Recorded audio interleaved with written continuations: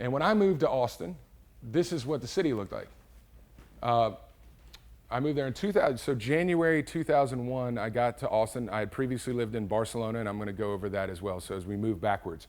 So I spent the last 4 years in Raleigh, 1 year in Chicago, which is an amazing city, and it's great. We're not skipping it because I don't love it. It's just not really good for an urbanism talk because it's already pretty developed.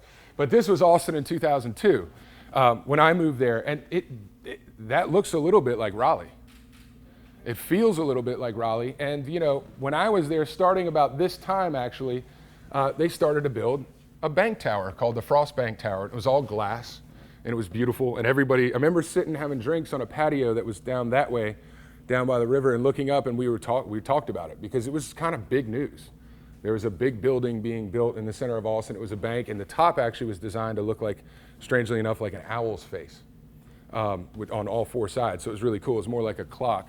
And it was really beautiful, but as it went up, everyone talked. Do you like it? Is it an eyesore? Is it a good addition to this skyline that we're so used to, this quaint sort of city that's growing as we know? And so you fast forward to today, and that's Austin. So that's 10 years, and most of that was done after I left. So I left in the beginning of 2008. I went back for a wedding in 2009, and about 4 of those buildings had been built in a year, which was right on the cusp, of course, of the economic dip that Obama came into office with, Bush dealt with on the way out, the recession, the massive recession that hit. So they got that stuff up there. Does that look like the same place? Feel like the same place? So what's interesting is these things, like development in urban areas, affect everything about how you relate to your city. I remember I went back for this wedding, and I just was, my reaction was, well, it doesn't quite feel like it doesn't feel like Austin. I hadn't seen Austin like this. I can't say that I hate it because I think it's pretty neat looking. It's beautiful, and it's also it brings along. The point is, if you're not moving towards this in the new America and the new development, what are you moving towards? And so that's sort of an issue that people that are, again, brighter than I am and have more money and make these decisions have to decide. Because Raleigh is going to be this by 2020 or 2022. I don't know, we might be 10 years behind. Our population, if you look at Raleigh's population to Austin's population, when I lived in Austin from 2001 to 2008, 5 of those years, from 2000 to 2006, Austin was the 3rd fastest growing city in America. But you're hearing those same statistics thrown about, the Triangle, particularly Raleigh, Durham. I don't know. These are bigger, questions than I can answer or talk about. It's all about personal feeling. And again, you can hightail it out to the country and get a house there. And do you want to stay? And how is Raleigh going to feel to you in 20 years? I mean, it's going to look different. We already know that there would be more buildings downtown now if the recession hadn't hit. They didn't break ground on quite a few of the projects that were already slated, and they're going to start doing that. And then the new bank tower came up here with the, was it Credit Union?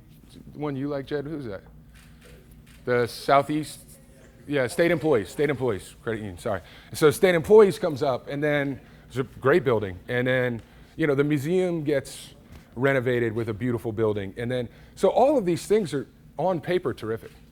It's what everyone's aiming for. It's what you see on Twitter every day of best of lists. So I've lived now for almost, which is a blessing, and I feel really blessed to have done it for about 14 years in the world of best of everything.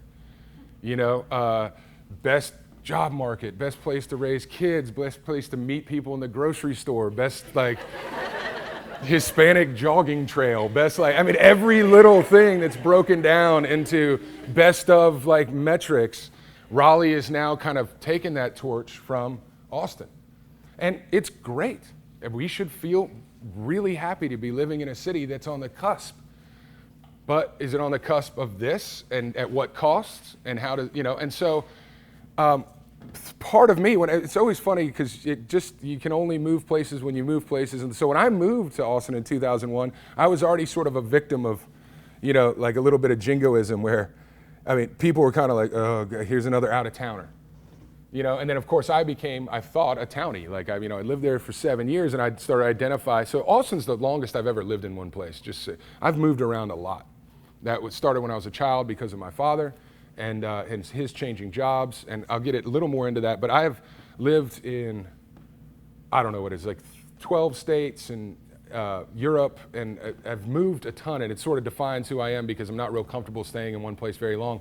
So college, I went to UNC Chapel Hill. Went to high school in Atlanta. Before that, I grew up in the Northeast and all over. So college was the longest I'd ever been in one place because it made me stay there. And I was there for an extra semester, so it was 4.5 years. And once I left there, I moved to Barcelona for a year, which we're going to get to. And this was sort of home. And in some ways, when I asked this question for your icebreaker, it's an interesting question for me because of the amount of places I've lived. I was born in Detroit. I lived in Pittsburgh. I lived in outside of Boston. So my first memories are in Pittsburgh as a baby, and then Boston is still a place that I adore. I'm a big Red Sox fan. I love Cohasset, where I grew up on the South Shore of Boston. I moved to New Hampshire, kind of a town called Bedford, kind of rural New Hampshire outside of Manchester. Well, not rural New Hampshire, but rural anywhere. But for New Hampshire, it's kind of urban. And so I lived in Bedford, New Hampshire, all the way through my 10th grade year, and then I moved to Atlanta. So I've been, Northeast, Southeast, Carolina to school. It's a pretty traditional Southern state school, great place to be, lovely town in Chapel Hill. But I don't know what to put on for this answer. And so, because this is where I've lived longest, and I fell in love with all types of different cultural things here in my 20s that I felt like I had finally matured and grew up. So at some point in your life, you have a little bit of a change on your own, where you start to realize you can be your own person. You get tired of kind of impressing people, and whatever you do maturity-wise. Austin is where it happened for me, for the most part. And there's some other things in there. But I also lived in Barcelona for a year right after school, which we're going to slide here in a second, and then all these other. So I don't know what the answer to this, but today I put Raleigh, and I think that's because I wasn't doing this in the other cities I lived in, and I didn't run something like Hopscotch in those other cities, and the last 4 years have changed my life more dramatically than any of those others, but all of these things led up to today and to these last 4 years. So this was Barcelona. I lived here from January of 2000 to December of 2000. I got out right before the year mark. I was there for about 1 year, and I moved there on a whim. My friend Mark Murphy, who actually is a known name in Raleigh. His folks are from Rose Hill. I don't think they're very liked in some circles in the environmental communities because they were the world's largest private hog farmers in Rose Hill. And the paper I used to work for, the Indy, I think used to write about them and the environmental impact. But the Murphys were very successful in hog farming, and Mark was just a friend, and I never cared what his folks did for a living. And he asked me the summer before my final semester in Chapel Hill if I wanted to move to Barcelona when I graduated. And I said, sure, since I didn't have any plans. And his brother lived there and worked for Ernst & Young, and his brother had an MBA from Miami and is a really interesting dude because he's Rose Hill, North Carolina to the core, and kind of country, and then also was, fluent in Spanish and wore a three-piece suit and crushed it at this accounting firm in Barcelona, and would come home and put like a nose ring in and ride his Harley and all this stuff. So he had it was a great, and so Mark, if you're a State fan, of course, Wendell Murphy's Mark's uncle, and I think his name is on, I've only been to one State football game, but his name is on the football center there.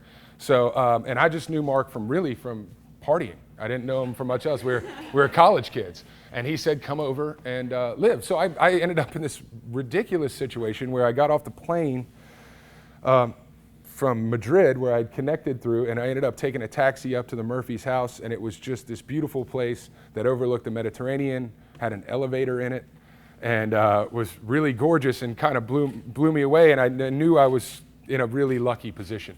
So I stayed at that house for 6 months, but I had a job downtown, and the commute got bad, so I moved downtown.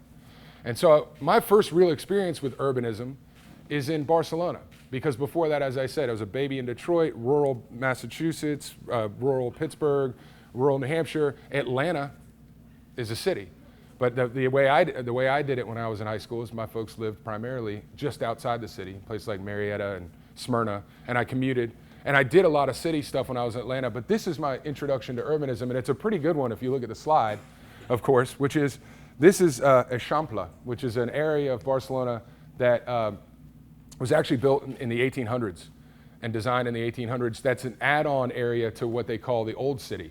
The Old City, of course, is medieval and Roman, and is very, very old and looks nothing like this. So a guy named Cerda, who's a pioneering urban developer, decided that he was going to create these grids of octagons in Eixample, because basically what he thought it would do was it creates a square of open space in the center that in the city could be shared as an open green space or a place to get away, a shady area to hang out.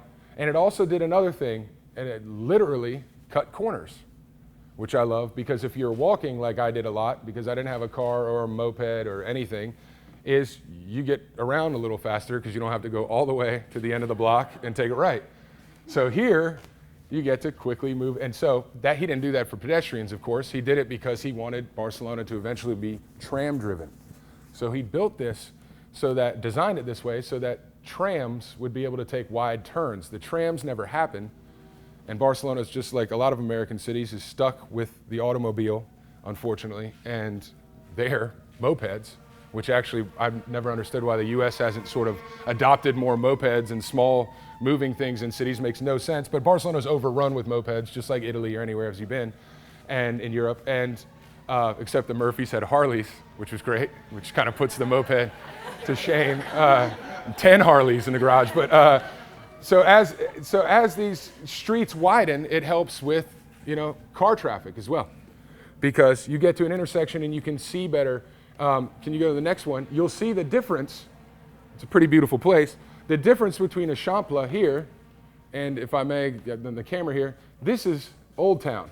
There's a line in here where you can go down these well-proportioned diagonal alleys that are run all the way through Eixample, and you can see how large it is. And then, as you get to the water, you cross into old, Roman, medieval sort of streets with old churches and aqueducts, and it's a totally different feel. And this, without me knowing it as a 23-year-old, really, except you can't help but know the octagons when you live there, you're walking around octagons, is one of the best examples of urban planning in the world, and was my first experience with it. So,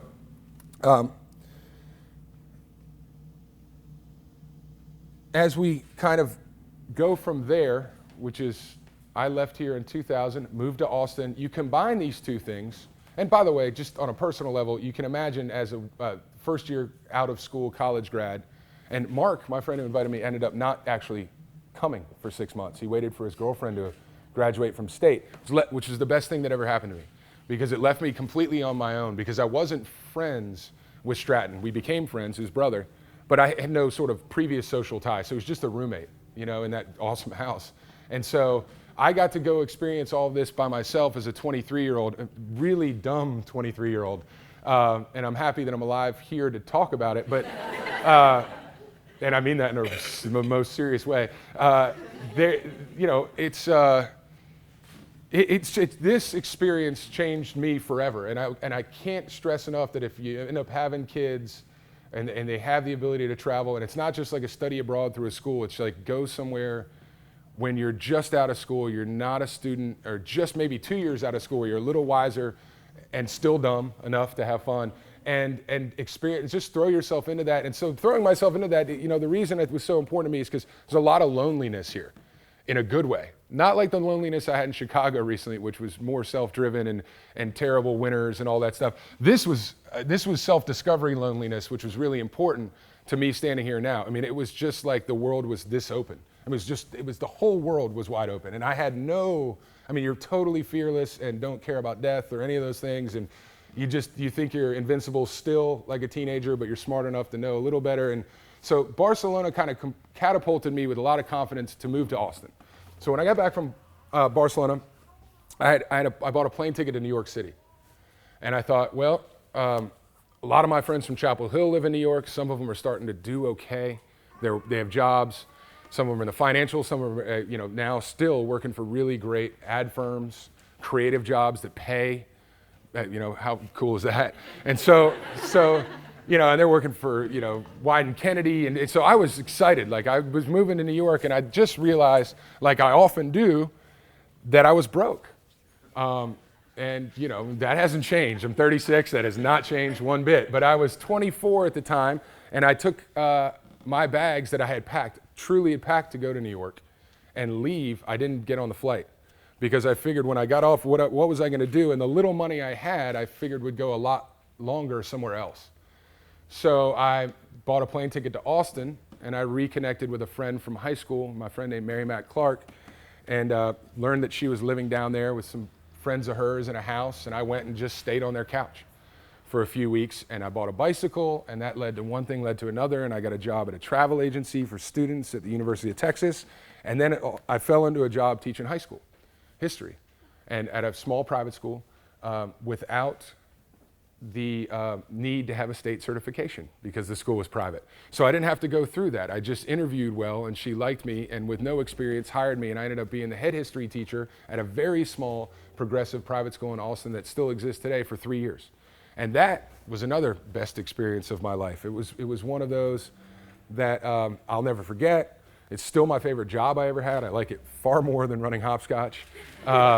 It's just that I made 18 grand a year, and the school never modernized into sort of a money-making thing. It was really a mom and pop operation. And so eventually when I turned 27, I had to leave.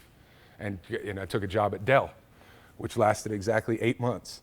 So I took a job at Dell, but in that time, I'm going to pull this back into how I'm here now and why Hopscotch exists. This combined with Austin, and Austin is known for its few things, one of which is music. I spent a lot of time sort of becoming the person I am today, and what I realized is that I love music. I love live music. I went to see a ton of live music when I lived in Austin. I had no real intentions ever of doing anything with music as a job or profession. I never thought that would happen. I was just a fan. I've been a fan my whole life, but then also when I lived in Austin, I went to tons of shows. I had friends that played in bands. I had friends that ran clubs.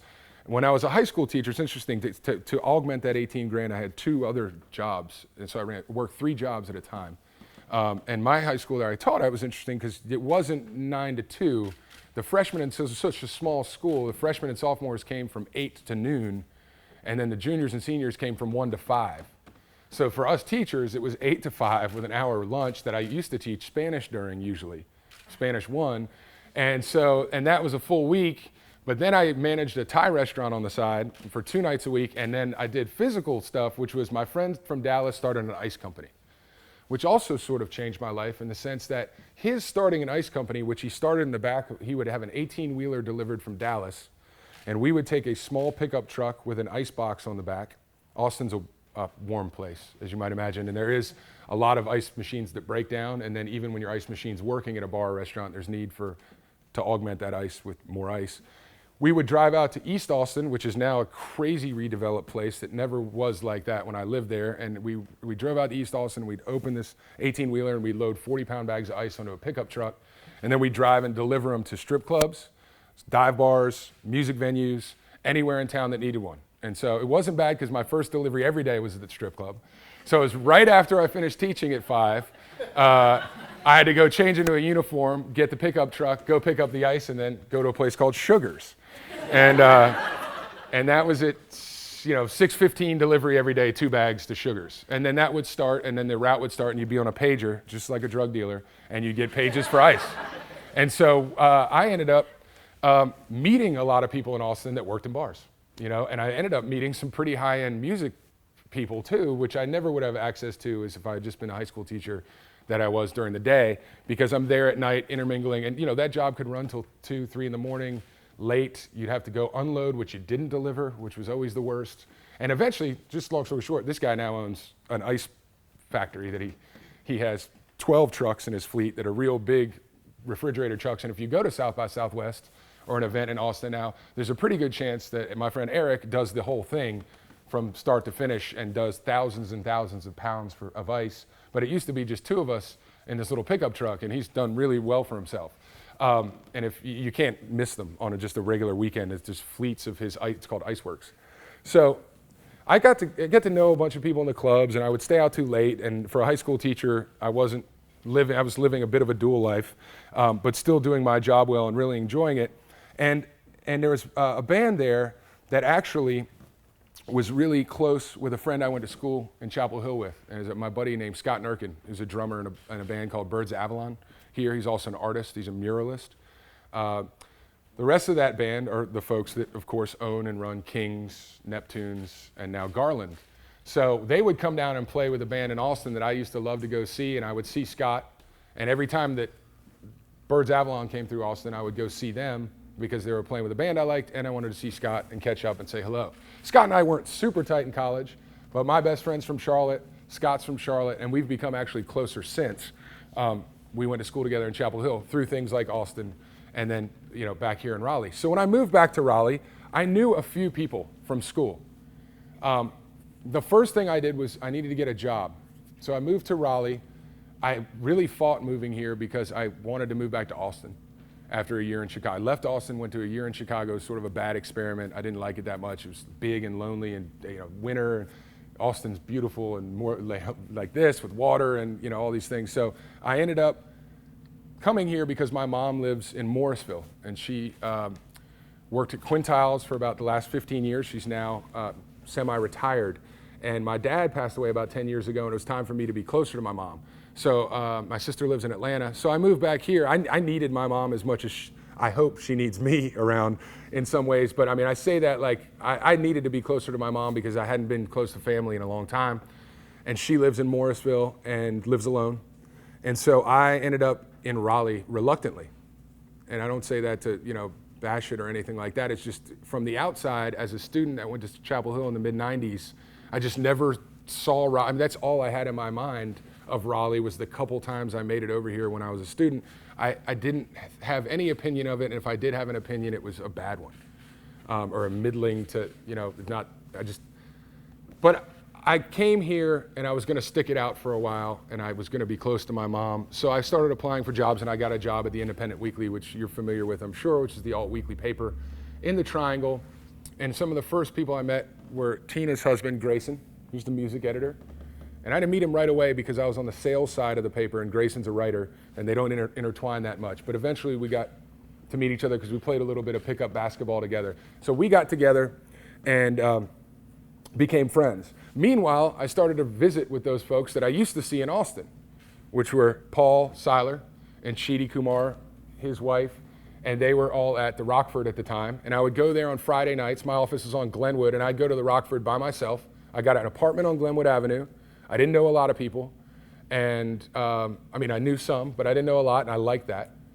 And it was another fresh start. It was kind of fun. And I went to the Rockford a lot. I started to talk to Paul and Chidi about, I remember the day I asked Paul, I said, before any of this started to happen with Hopscotch, I said, what's the big weekend I should put on my calendar?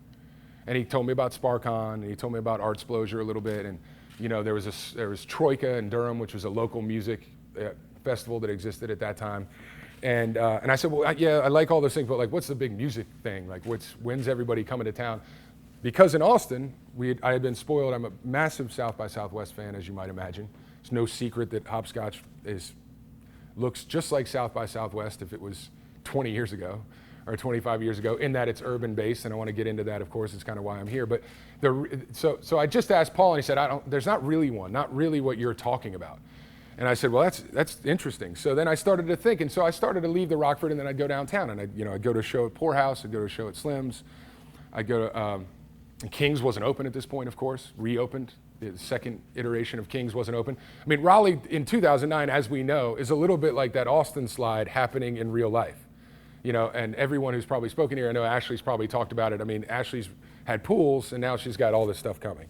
And Greg Hayden had this, and now he's got all this stuff coming. And we all know that brief history here in the last 4 years of how downtown Raleigh has changed. Just look at last First Friday, which I'll go on record in saying is probably the busiest regular weekend night in the history of the city.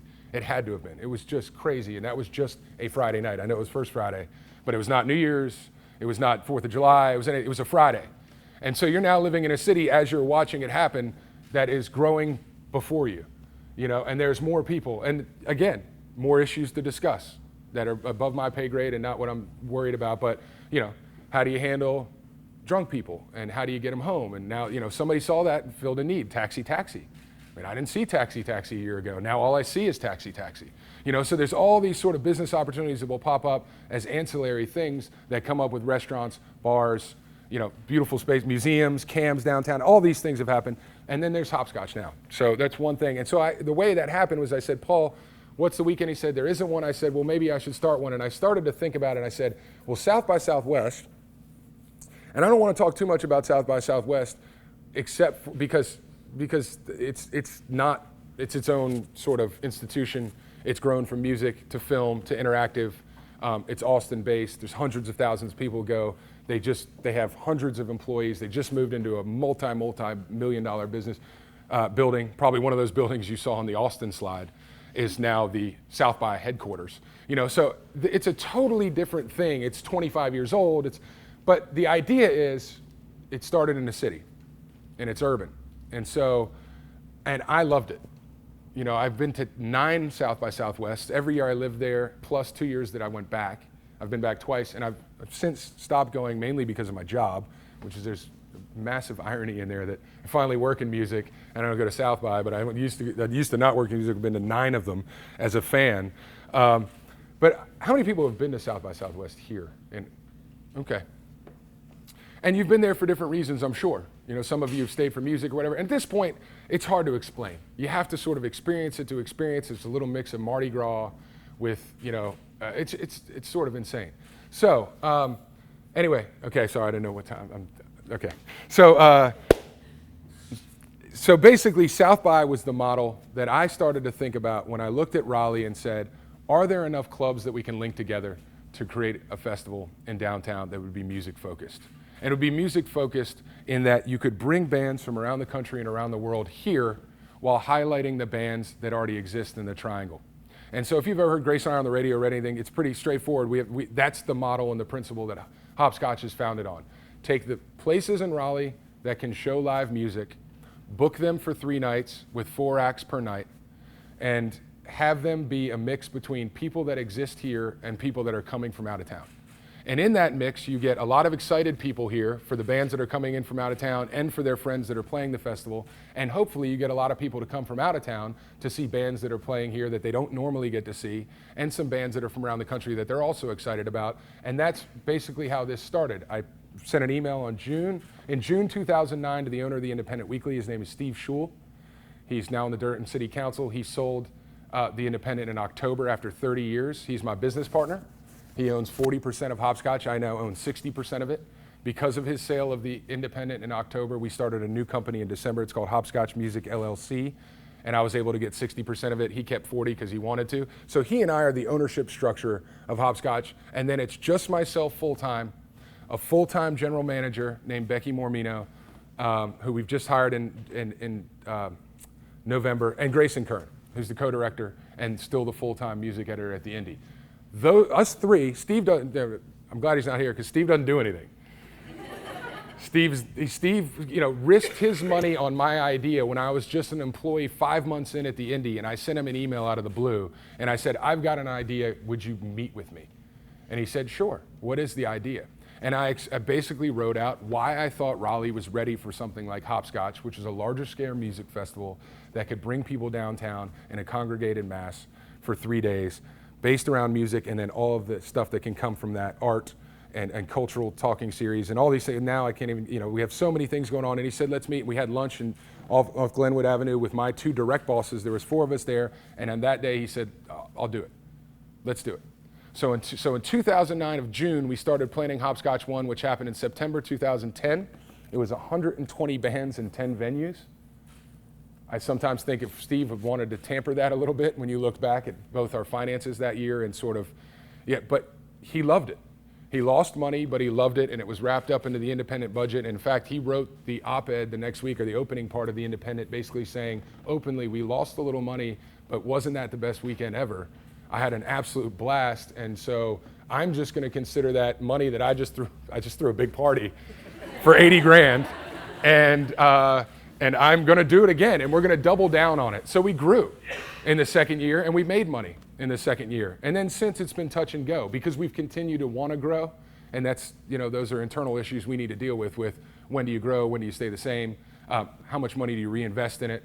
And so we are very interesting business in that, Taylor, we're honored to be, New York Times mentioned, Pitchfork mentioned, all these blogs, all these people around the country, but we're nothing like them. We're nothing like South by. There's 2 of us in an office on Wilmington Street. I haven't slept since July 10th when we got a call that one of our main stage artists was going to postpone, or really was to cancel, and I worked it into a postponement. It's the first time we've had to deal with that.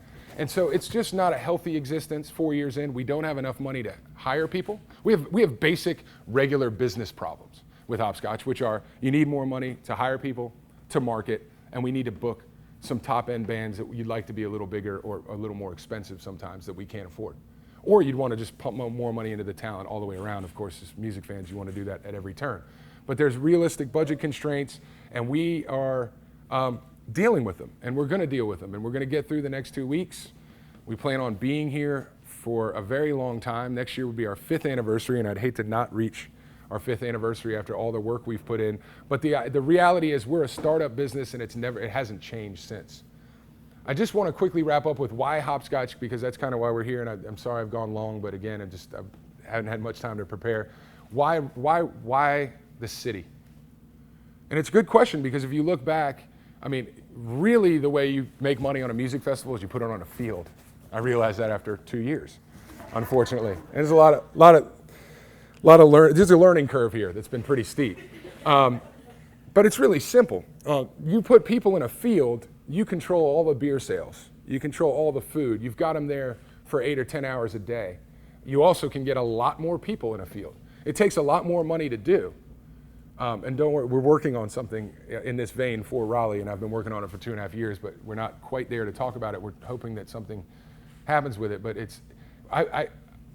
I just know that in the world now of mega music festivals like Coachella and Austin City Limits and Lollapalooza and Bonnaroo, like all the music festivals my mom knows about, and that are in the USA Today and our CNN coverages, the big ones, they've done it right. They've invested a lot of money, and they've made a ton of money because they've got a captive 80 to 100,000 person audience in a place and can make a lot of money on that.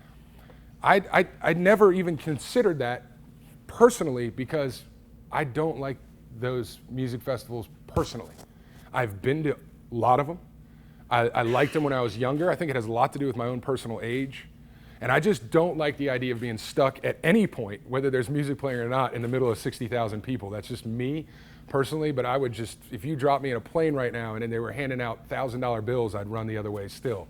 Because I just don't, I look at videos of Bonnaroo and it freaks me out. And I just worry, I'm like a dad, I'm like worried about the 19-year-old girl that's in front that's gonna pass out because she's on ecstasy, and it just makes me like really worried, So like that's something I'm gonna have to get over if we do a bigger event. But the idea is there are big festivals have their own certain charm, and they are what's great. And electronic music festivals that are massive have now become the new en vogue thing in the last 2 years, and they're all crushing it. I like Hopscotch, and I always loved South by, because you see bands in their environment where you feel like they're supposed to play. These bands don't regularly play 80,000 person stages. They play mostly clubs. Now, when you get Springsteen and Paul McCartney or whomever on the Red Hot Chili Peppers, the big headliners you have, but everybody else are playing stages they're not normally used to playing. And the fan experience is really diluted. Last time I went to Austin City Limits Fest, which I'm not bashing because it's an amazing festival and it's in fact so successful it's moved to 2 weekends now in Austin. But when I walked into the gate, I took a left and I ran into somebody and I was like, what's this line for? There must be beer line or something. And I realized that was it. It was just the crowd. That was the crowd. I was in the festival, and I'd made it like 12 feet, and somewhere that way the Black Keys were on the stage, and I couldn't hear them, see them, or see them on the screens that were there to augment the visual side of it. It was just, and I looked, and I thought, man, I'm not gonna be here very long today. So I went and got a drink, and I got up on a hill, and I looked over, and it was truly like something on the Discovery Channel. I mean, it was like movements of West African plain, mammals. And it was 100,000 of them moving around. And I thought to myself, this is amazing for a certain segment. It's not me anymore. It's just not for me. So that's the main reason, is fan experience. The other reason is community and the way it brings together bars, restaurants, people like us. It shows off your downtown area. It's a huge economic boon to the downtown area in the millions. We did a small thing with the GRCVB, it was over a couple million 2 years ago. We haven't updated that yet. We need to. And then the last thing is something that Robbie said last week when I was over there paying him for the Raleigh construction, and this is probably where I should wrap up, is he said it's really about when you leave those clubs. It's different than when you leave a stage at a big festival. You run into your friends. It's the feeling on the streets. I don't know what it's like because I have been working during Hopscotch the whole time, but I've been told, so I'm going to take it on word, and I'll gloat for a second about it, that it feels unlike any other weekend in Raleigh in that sense, is that people feel excited to bump into friends that are back in from New York or back in from LA or wherever they're living now, and there's like this energy that comes along with being in the city that you're able to bounce with our wristbands to the next venue, and people are excited about that. They're as excited about the outside venue time as they are about the inside venue time, which is really why Hopscotch till this day is special and will continue to be that way, because it's about seeing your friends or making new friends at shows and then on the street and hopping into a place that's not a venue and having a drink and hopping and getting a bite to eat somewhere else. And the whole idea really is that you feel like you're on vacation. I mean, that you are if you're taking off work on Thursday or Friday to do day parties, but it feels like you're on vacation somewhere else. It does, you've got a map. You don't really walk around Raleigh on a regular weekend with a map. You've got an app. You've got all these things that make it sort of this experience. It's like a choose your own adventure that really is the whole idea, and that's really where the name Hopscotch came from. I'll leave it at that. I have a lot more to say, but I know you all have to work. I have no idea what time it is, and I'm really sorry about going over. But thank you. So that was Urbanism and Hopscotch.